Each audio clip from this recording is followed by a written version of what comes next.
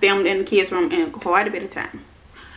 But hi guys, and welcome back to my channel. I mentioned in the previous Vlogmas video that I wanted to do a sit down video discussing some recent things that we have discovered about London, and also give you a little brief, backtrack on everything. First off, if you didn't know, London was definitely premature. She I think around between 28 and 32 weeks, we start having a lot of growth issues, and I had like a lot of stress symptoms, I guess. I didn't necessarily feel it. I felt like Braxton Hicks, or what I thought were Braxton Hicks contractions. They started to label me as high risk because of the fact that I was having contractions, and she seemed to have had a lot of stress inside me. So I started going in weekly to get ultrasounds, and they were monitoring her growth, and after a while they started to notice her growth never changed. In the womb, they said she was about 4 pounds, a low 4 pounds and a couple of ounces. The last time I went in for an ultrasound, I also, like you have to do a urine test and everything, and they felt like my bacteria levels was a little high, so they kept me, and I was just supposed to be there for a 24-hour monitoring of like my urine and her stress levels, her heart rate, and all of that. The next morning I was going to get another ultrasound, make sure she was okay, and then go home. Well, that next morning at 6 o'clock in the morning, when the nurse came in, they changed shifts.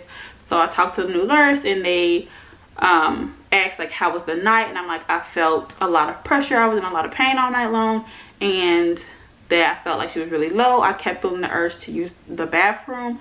If you have children, then you know that urge to use the bathroom that I'm talking about. And so the doctor's like, okay, well, just be on the safe side, since we never checked for dilation or anything like that, let's go ahead and do that before you go. And literally, as she was checking my insides and like checking for dilation and everything, my water broke, and so it begun. Like I said, she was a little over a month early. I had her, she was born at 5 pounds 1 ounce, and in my opinion that was good compared to the fact that they thought she was going to be low 4 pounds, if not a little bit smaller, because she wasn't growing. But ultrasounds are never guaranteed, like they're never on track necessarily. So that was all good. And if you have a child, they do a lot of tests and all of that on the baby before you leave. Well, London failed her weight check, her hearing test, and her sight. So we stayed in the hospital an extra 2 days. She was in the hospital 4 days. Me and Lena stayed the whole time. She eventually did pass her sight test, I guess, like the little light test. She did pass that.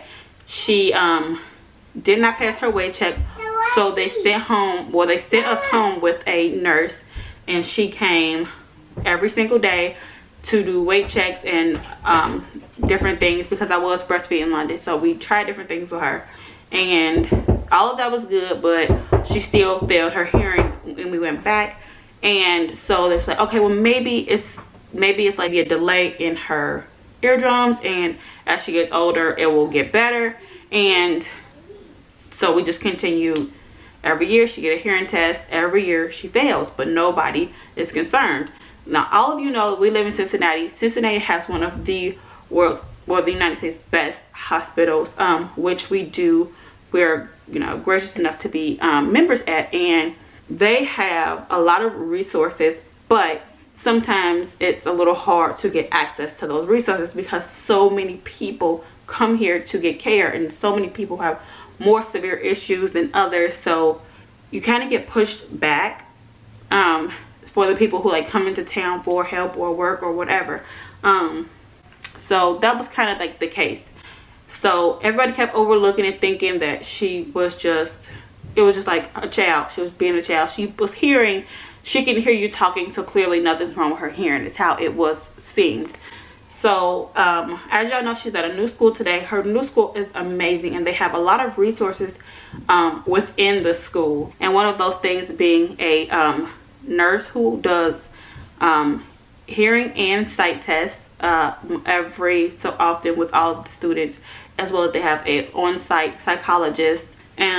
So if you didn't know, London is a very shy and taken back child, and I forewarned them with some of the issues that we have noticed throughout the time of her growing up, and one of them being an issue with sound. So loud noises, thunder, sudden changes, an increase in, you know, noise or volume, it bothers her a lot. So they were like, okay, well, they noticed a few things on their own, like while she was at school, that she did, and offered me the chance to have her meet with their psychologist, and I took it graciously, like, oh yes, please do it.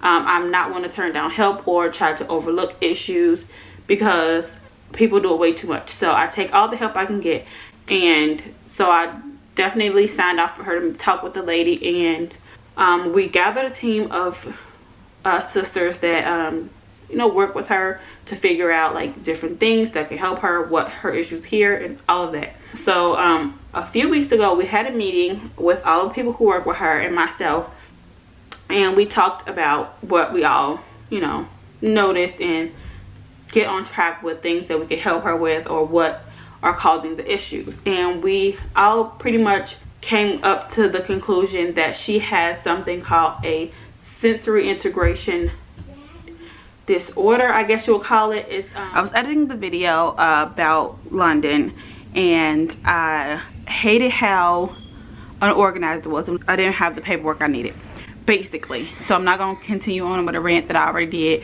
So they did a couple of tests on London to basically figure out different areas that she needed help in, and what exactly they needed to help her with or work on with her. So basically they tested her on, they did a general intelligence test. So it was nothing like, not necessarily like, I don't know, it was hard to explain on how she explained it to me. But I should have did this video like right after we went over this, so I could tell her everything she told me. But basically they said London was referred because of having difficulties in the classroom. She came with the examiner easily and was soon relaxed, because London does have an issue with meeting new people. And during the evaluation, she was friendly, talkative, and did all of the tasks requested. Her attention was fair during the evaluation time, and that it was noted that she had some difficulties focusing, but was quickly brought back to the task. So they did the Kaufman's brief intelligence test. Her average score is 100 and the average percentile is 50, like everything else. She scored on her verbal test at 92, and then nonverbal she got 103. They say she was in the average range for her intellectual functionings. Verbal score was vocabulary and language development, understanding the words, sentences, and paragraphs. Verbal association and reasoning are average. Nonverbal reasoning and visual concept for her were also average. Her VMI, which is a visual motor intelligence, was given and showed the following scores. She got a 95 in her VMI and a 37 in percentile. She got a 92 in her visual perception and a 30th percentile, a 81 in her motor coordination, and she was in a 10th percentile. And basically they had, I don't have a copy of the paper, but basically it was like a trace and go page, something that most all kindergartners and most preschoolers can do. And as long as she stayed in the line, like, so they had to draw her a circle, and it was like a dot here and a dot here. Long as she stayed within the lines and hit both dots, she got it correct. She only got 2 right on that test, where she came out of line on pretty much everything. One of the examples was the circle that she didn't pass. She did her circle, it was basically like a diamond. She came out of she came off the page multiple times because she did not actually curve her wrist to do it. And with her ex, she, instead of making 2 straight lines to meet the dots in the corners, she did, well, it was like 5 dots. It was each corner and 1 in the middle. She basically brought each dot to the middle, which is not how you're supposed to do the task, and so she ended failing that one too. And it brought to everybody's attention that the fact that she is somewhat of like, her body does not, her brain doesn't necessarily work together on all of the tasks she needs to do, and such as like skipping, how your brain tells your legs to go, and London does not have the coordination to skip because sometimes her brain doesn't tell her which legs go next. And then the next part was the integration. It says the act or process of making a whole or entire unit to become united. Errors may be in the integration of parts, orientation, addition, loss of shape, or leisure into unit. Techniques to remediate this is to have a child tell you what parts are missing from a picture. Things like what was the test that they did for that was the fact that they would ask London what letter came after B. So come here, London. Hold on a second. What letter comes after A? B. What letter comes after M? I don't know. What letter comes before C? D. Okay. What letter comes after S? T. What letter comes before O? U. Good job. It's N. Close. Close. Pause. So that was kind of like the test she did, and she's getting better at it because we do practice with it, because we know that that's a struggle for her. I can say my ABC. Yeah, you can say them very well. You've been knowing your ABCs for a long time. But yeah, I wanted to go over the actual test that she was given to basically like correlate with the actual video. So now I'm gonna get back into yesterday's video. She's technically not autistic. She's technically not, you know, has like ADHD, but she does share some similarities with people or children who do. So I'm gonna read to you what like the actual, you know, disorder is. And it says, children with sensory processing disorder, SPD, sometimes overreact or underreact to touch, sound, food textures. Parents say this controversial condition is real, but doctors debate whether to separate the disorder from children who have sensory issues and occupational therapy that can treat it. Like I said, we do have a very good hospital here, and they do have occupational therapy for children. So if you didn't know, London has a very, very, very, very sensitive hearing, I would guess you would say. Like at a young age, I noticed like if you open a bag of chips around her, if you drop something, if a child screams, if music is loud, like the parade, she is very taken back on those things. And she is very sensitive to change. You cannot change things for her. Like if you were to abruptly like just move, that would, you know, kind of like break her, and she would kind of be like lost. She don't know what to do next.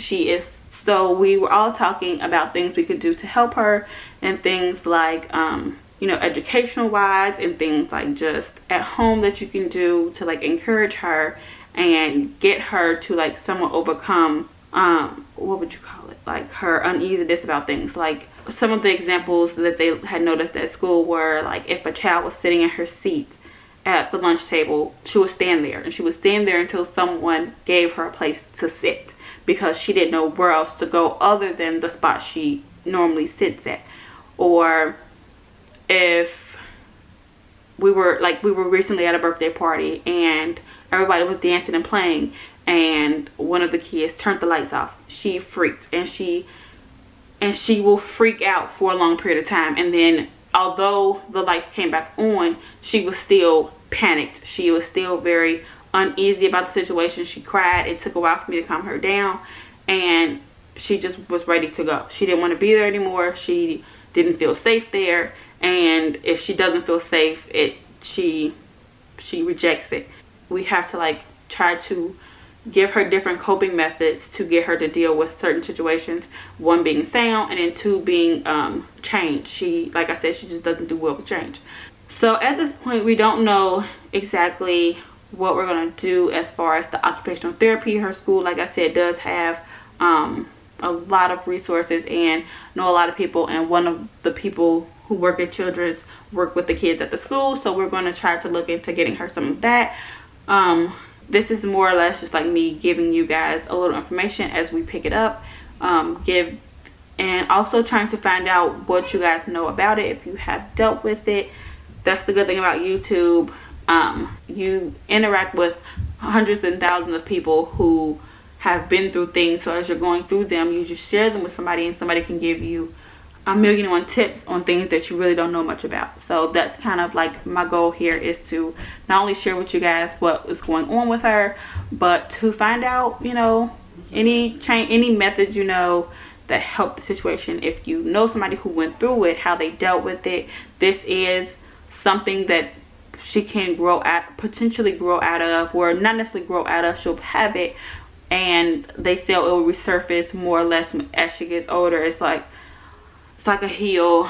As you're learning, you grow out of it and you reach your peak, and then as you get older, you fall back into it. Yeah, so she'll eventually have to deal with it again, but it is something that we're going to work on. It's not something like that medication can help, or that is the route that we even want to go. It's more or less like finding ways to teach her how to cope or deal with the situation. So if you have any of those methods that you want to share with me, please feel free to do so. I wanted to do like a sit down video, basically spewing out all the information I got and telling you all of the background to it, so as the time comes for us to start doing different things for it, you'll kind of know the background on it and what we're doing and why. I hope you guys are enjoying Vlogmas, as I say in every video. Please be sure to comment down below. Talk to me, guys. Again, I know I love talking to y'all. If you haven't seen the previous days, they're down below. And we'll see you in the next one. Bye.